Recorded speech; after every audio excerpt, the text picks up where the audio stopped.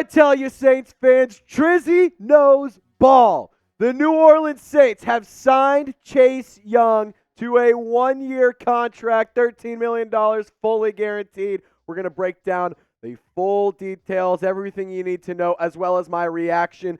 But, guys, this is why you subscribe. I've been talking about Chase Young to the Saints for a few days now. I've been talking about it actually a lot throughout this offseason. And this is why you should lock us in, because who's called it? I did. Who runs this channel? I do. Who should subscribe to the channel? You should. Lock us in, turn on your notifications. That way you don't miss out on any news, rumors, or updates all throughout the year. I am going to be going live with producer Chip here this evening to break down and get your reaction. So be sure to subscribe and join us here later this afternoon. Turn on your notifications. That way you know when we go live, because we don't know what time that's going to be quite yet. So we did add some offensive line depth as well. Just some quick information around Olu Udoh. He's like a swing tackle kind of guy. He's going to provide some offensive tackle depth. He had a 52.4 overall PFF grade, allowed 1 sack last year in a very limited sample size, but in 2022 he actually had some pretty solid PFF numbers. But that's the information around the offensive line. But let's talk about the splash free agency move in Chase Young. He is headed to the black and gold, down to the boot, to rep the Bayou.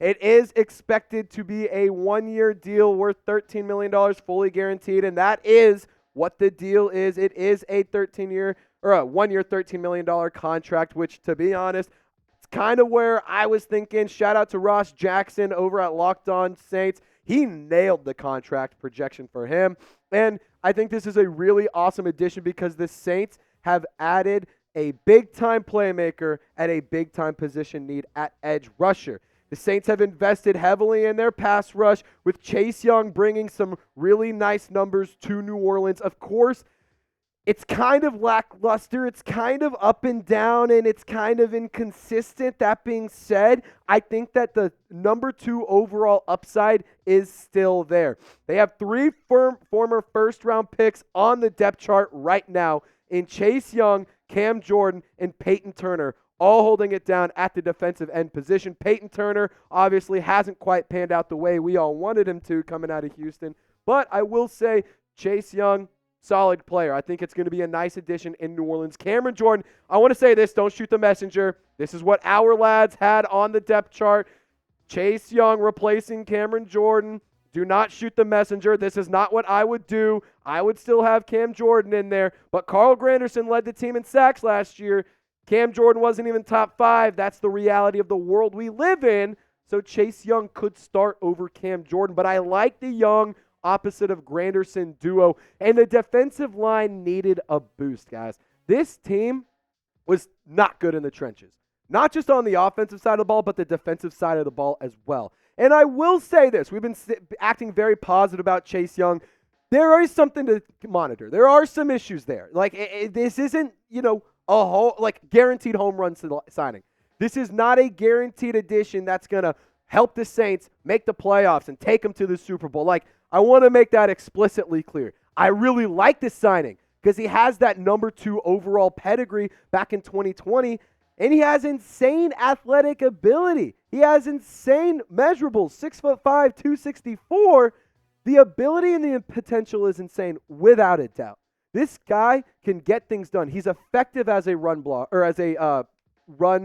defender. He's effective rushing the passer. However, there is some issues in terms of effort. He was benched by the 49ers in the playoffs.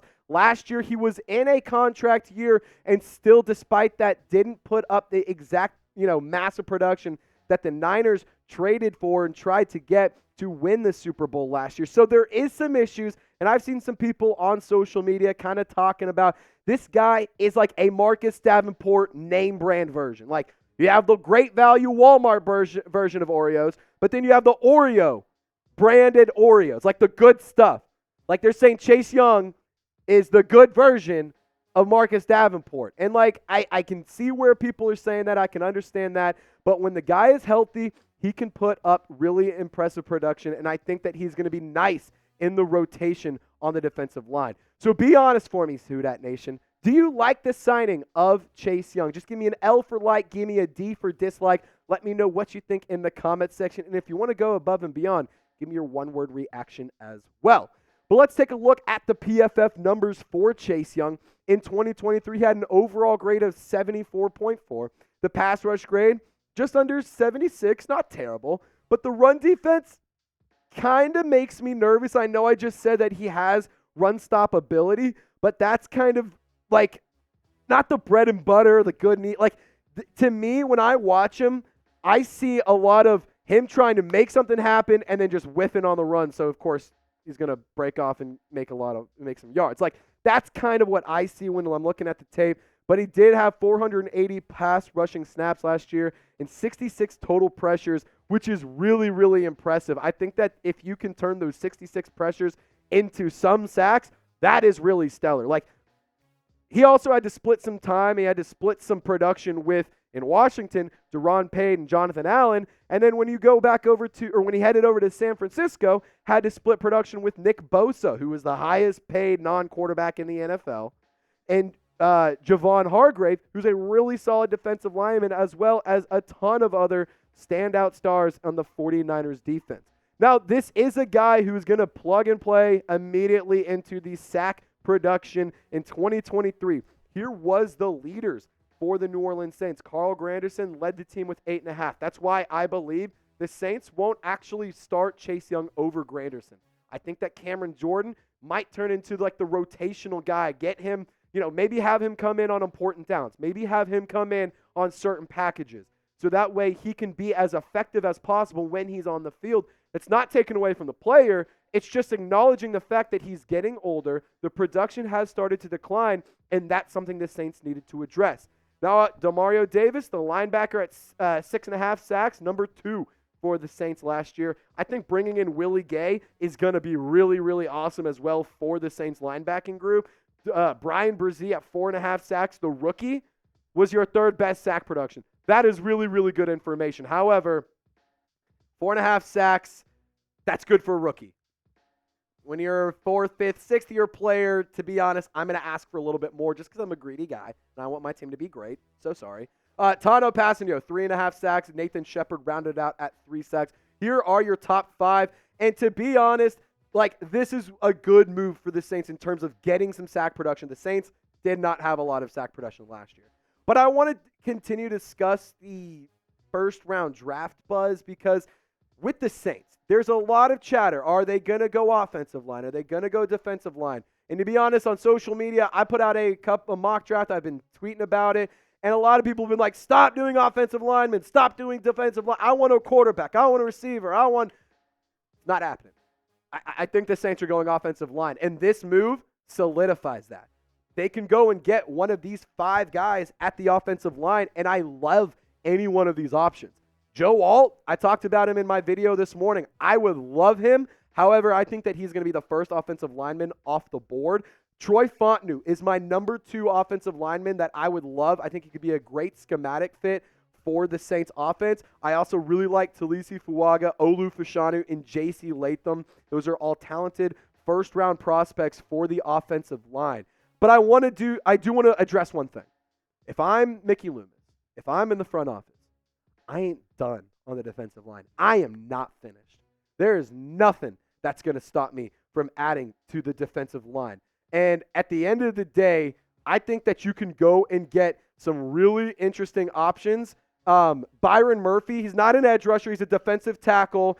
He is the Texas defensive tackle. So sorry about the edge rusher designation on Byron Murphy. Chop Robinson, he also is an interesting edge rusher. I don't think edge is going to be as big of a need now that they brought in Chase Young. Shout out producer Tex fixing that graphic for me. Tavondre Sweat, another defensive tackle. Maybe you can get him in the 2nd round, or Jerzon Newton, otherwise known as Johnny Newton. He started going by that at the combine, the Illinois defensive tackle. I think going and adding to the defensive side of the ball is extremely important. However, for me, I'm using a 1st-round pick on an offensive lineman, 2nd-round pick. Maybe it's a receiver. Maybe it's a tight end. Maybe it's an edge rusher. Maybe it's a defensive tackle. I think that all of those could make some sense. And to me, specifically, the top 2 I like are defensive tackle, or edge rusher in round 2. But you tell me, Saints fans, what's the bigger need? Offense or defensive line? Just give me an OL or a DL in the comment section. This is your chance to let me know and sound off and share your thoughts as to who you want the Saints to go in, round 1 and 14 overall. Can't wait to see you guys later on our live show. We're going to be having a lot of fun, throwing back some drinks. We're going to take a couple, do a mailbag, at least one. We're going to try and interact with y'all as much as possible, do a couple fun little interactive segments. And on top of that, it's going to be 100% free. So I encourage you to join us. If you're just now watching this video and it's still Monday, March 18th, late in the evening, there's a good chance we're probably live, so come check us out. Be sure to subscribe, turn on your notifications. Chase Young, you are a New Orleans Saint. A New Orleans Saint. I just thought I could get off the video perfectly fine, but clearly not. Chase Young, you are a New Orleans Saint. And Who Dat Nation, y'all stay golden. We'll see you later.